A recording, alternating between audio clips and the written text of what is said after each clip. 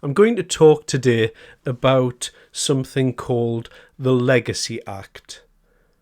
Now, the Legacy Act, if you didn't already know what that was, it was something that was brought in under the previous Conservative government under Boris Johnson, and it was there as a way to draw a line under the Troubles in Northern Ireland from the 20th century and all of the time that went on, and as a way to kind of put to rest any stress on the British Armed Forces, who were possibly able to be prosecuted under civil or criminal proceedings, I gather, and as a way to draw a line under that and really say, okay, look, this happened, bad things happen, especially in these types of very excitable and dangerous times that happened in Northern Ireland at the time.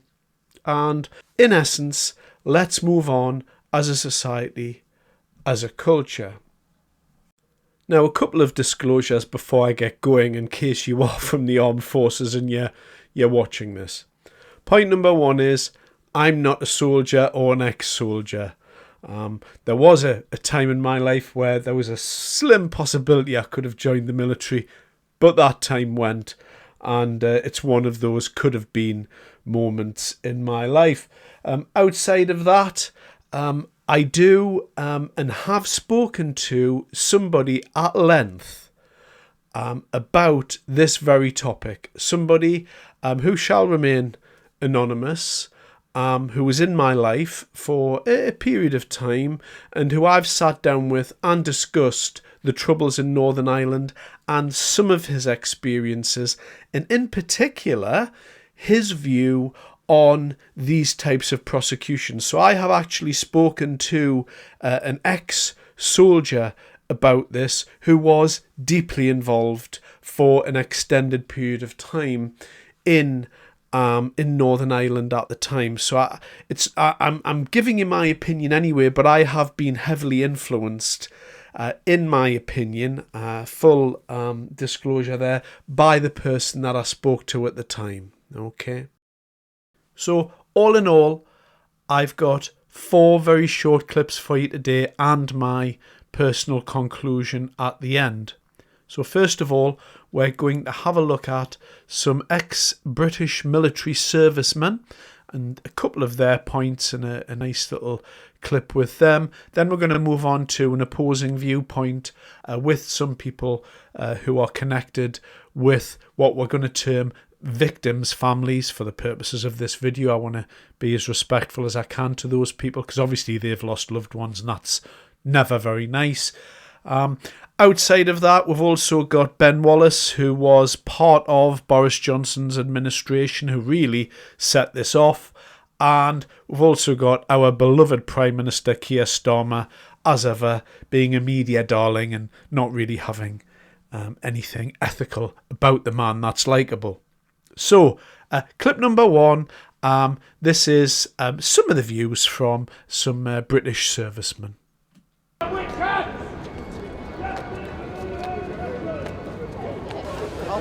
When the Legacy Act was passed, many old veterans like myself that were up through the Troubles were able to relax, felt that things were going to get better.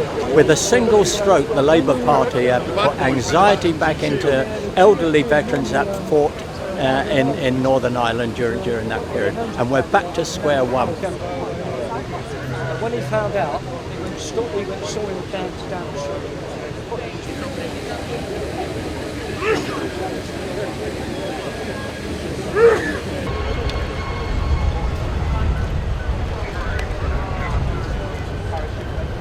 Now, if somebody in an incident has got a weapon, we should be told, you've got to give them 3 warnings unless your life is in complete danger, but you may open fire without warning. That's what the Labour government gave us as instructions.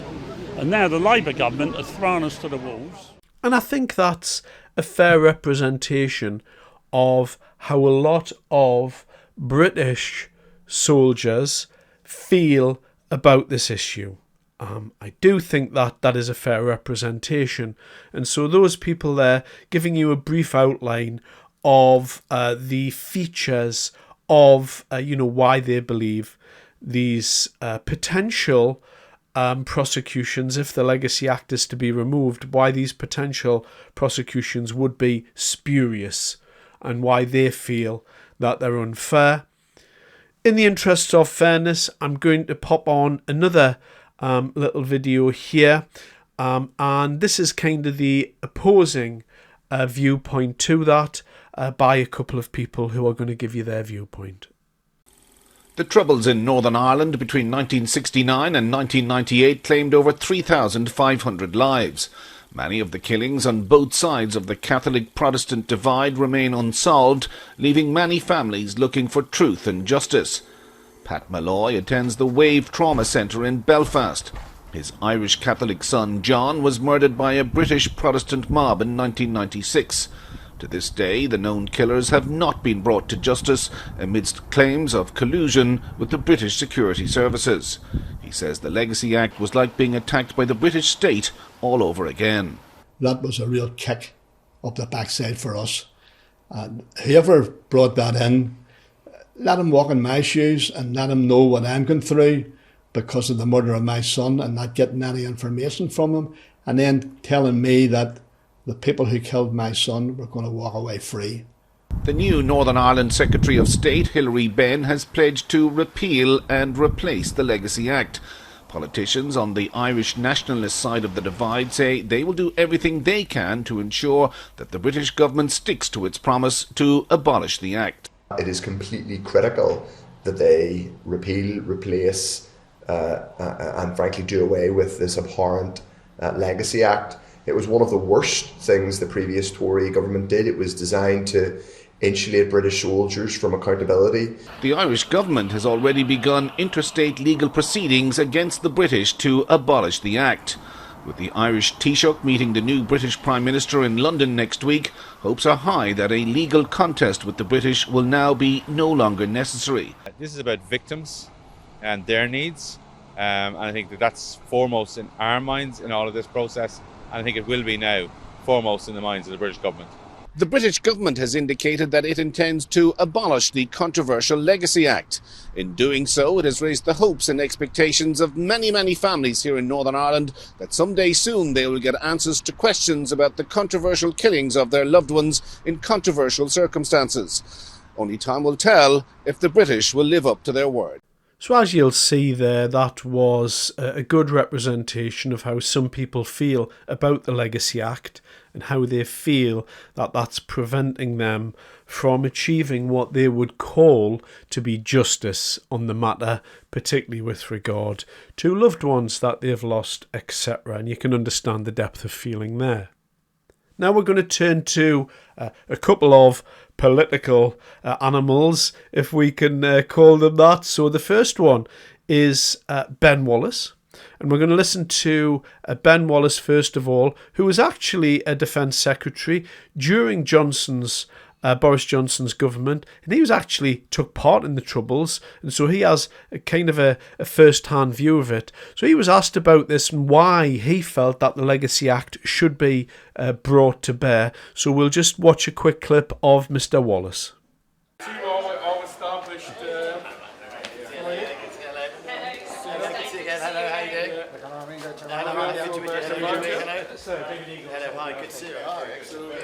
Look, I'm a veteran of the Troubles here myself. I first came to this great city in 1991 to serve up here and obviously patrol the streets. I think I'm the only probably minister in Europe who patrolled the border between the north and the south. So I understand the strength of feeling. I understand the sense of loss many victims have held. I was delighted that the Troubles came to the end with the Good Friday Agreement.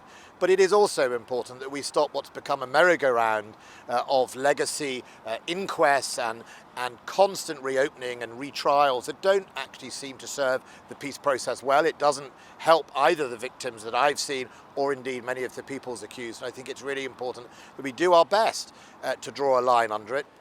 What's the first thing we're going to start seeing? So the first thing that happened when an application went in for the extension to the building, the next thing that happens is... And finally, we will go to our esteemed Prime Minister, Kier Starmer. Now, he was asked this question when he was over in Northern Ireland pre-election, so this was taken a couple of years ago, and he was asked a very, very direct question about the Legacy Act, and he gave, to my mind, a very, very direct answer, and an easy answer for him at the time because he wasn't in power. My question is about dealing with the legacy of the conflict. As you know, there is a piece of legislation going back before the Lords, the Northern Ireland Troubles and Reconciliation Bill, which your party has rightly opposed, as have all of the opposition parties in Westminster. That bill is opposed by all of the political parties here, rare consensus politically here. It's opposed by victims' organisations across the community. It's opposed by the Irish government. It's opposed by everyone on this island, basically, in terms of the major stakeholders, more or less. So I don't think a Labour government would ever have introduced such a piece of legislation. But it's a direct question. If you are elected Prime Minister, will you repeal that bill? Yes. But let me...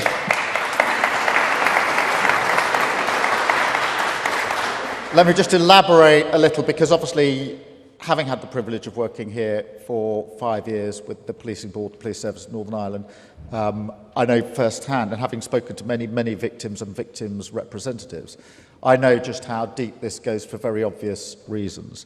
I think the legislation is wrong in principle, but worse than that, or alongside that, no government in Westminster, in my view, should ever introduce legislation which has no support from any of the political parties in Northern Ireland and no support from the victims who are at the heart of this.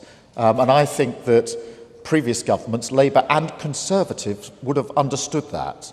And it shows you how far this Conservative government in recent years has moved from a genuine understanding of the principles and values of the Good Friday Agreement, that they would even countenance introducing legislation with zero political support here and zero support from the victims.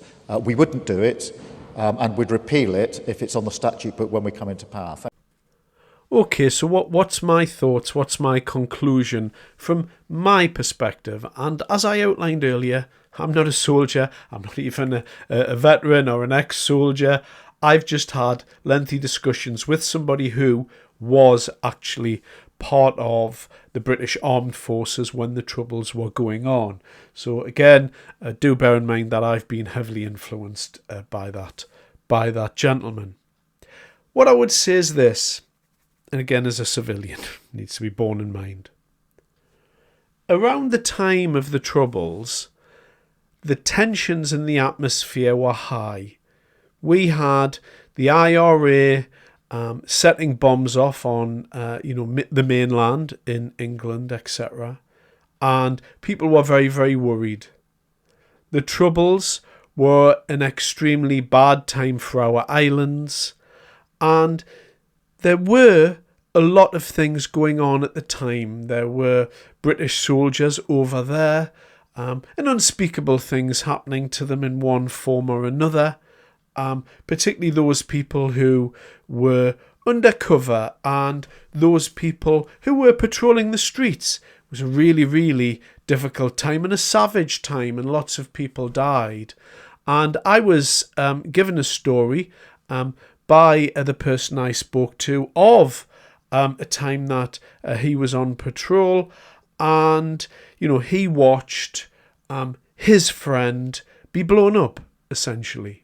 And he recounted that to me. Quite a harrowing story, as well as other deeply harrowing stories, I have to say. And, how the servicemen deal with those memories, I don't know how they do that. But they do, and that's, I suppose, what you sign up for when you're in the army. It's one of the things, I suppose, that must come with the territory.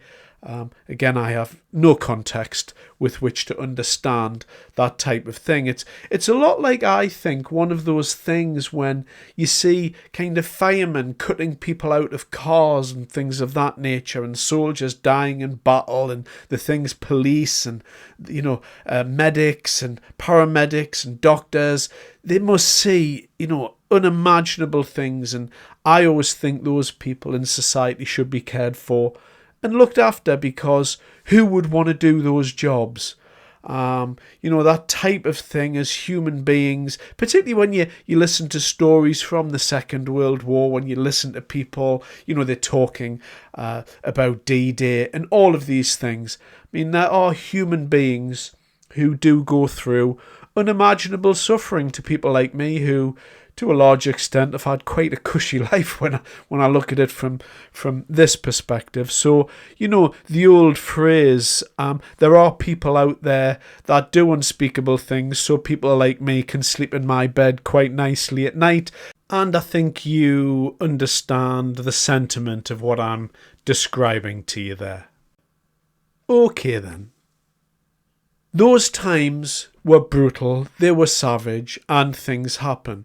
And I often think, if you're going to give somebody a gun and you're going to push them into some sort of conflict and tensions are going to be running high, then things are going to happen. Now, the person that I was talking to was very, very explicit in a change of tone around the time of, the politicians there, particularly people like Thatcher, who wanted to take a different course of action. And at some point during those troubles, it was essentially decided these troubles are going to stop. And there's one way that these troubles are going to stop, and we're going to go on the front foot, and we're going to start taking people off the board. And I don't know on what level those decisions were made by the army hierarchy or people like Thatcher or other politicians, etc. But that decision, in essence, was made to take a more aggressive line. And to my mind, soldiers in an army follow orders. And so you say to a soldier, you give them the gun and you say, go over there and start killing people essentially, or go over there and patrol the streets, or do this or do that. And when that happens, inevitably there's going to be carnage, there's going to be death, and there's going to be mistakes made. Without any doubt, this is obvious. There is going to be mistakes made. There will be innocent people die. This is the nature of war. And this is the nature of the army. And whilst there may be some cases which may have evidence there, and they may be real, there may be relatives thinking, I want justice for my son, or whatever it is, I can understand those feelings there. But in the modern age, where there's, litigation for everything, even in the modern day, we've got lawyers for Hamas, for God's sake, in the British system. I mean, quite unbelievable that we've got to this stage. So in this stage, in this atmosphere of litigation, it would seem obvious to me that the thoughts of Ben Wallace instinctively to me are correct. Look, bad things happen. Mistakes were probably made. But if you're going to start prosecuting soldiers when they were going out and doing what they were told, then don't be overly surprised if you have a rebellion on your hands. How are people supposed to join the military? How are people supposed to serve their country with the thought that my government telling me what to do here is going to look after me when it all goes wrong? How are people supposed to serve in the military? The most annoying part of all those 4 clips, and I don't know what it is about Kier Starmer. I don't know how he positions himself. It just must be annoying to me. But his answer there, where he just kind of casually turned around, smiled and said, oh yes. And, got the applause, and he found it all very, very funny. And since then, of course, the Labour government with Mr. Ben have started to repeal it. I think they're going to have a mutiny on their hands here. And I think this is a very, very, very silly thing for the Labour government to do. It's obviously the case that people, service people, who were involved in the Troubles, by and large done what they were told. they went and fought where they were told to fight, and they, pointed the gun where they were told to point the gun. And of course, you can't turn around now and say, oh, well, in the light of 2025, what we'd like to do, we'd like to prosecute you for doing that, for following orders, for doing this, for doing that. It's reprehensible. This Labour government here, I get the feeling that now they're in power, they're starting to understand that if they want to keep the army on side in the present day, that they need to back away from doing this. And I think they're already entering into a legal maze in doing what they're doing. The soldiers that were in the Troubles need a bit of peace, a bit of rest, and they need to be left alone to deal with whatever they're dealing with from the times that they were in the Troubles. They just need to be left alone. And the Labour government here trying to explain to us in really, really complex and deep language that they should just, allow these prosecutions to happen, are behaving in a disgusting manner. And it's just another, arm or, another branch of this government here who doesn't seem to understand basic human nature. In war, or when you hand men and women guns, stuff happens. And I'm very sorry about that, but I agree with Ben Wallace 150%. We need to draw a line under that part of our history, and we need to allow it to drift into the history of these islands, and everybody needs to take a step back and understand mistakes were made possibly, but come on, you can't prosecute soldiers in 2025. You can't do that. It's not right. Anyway, thanks very much for your time.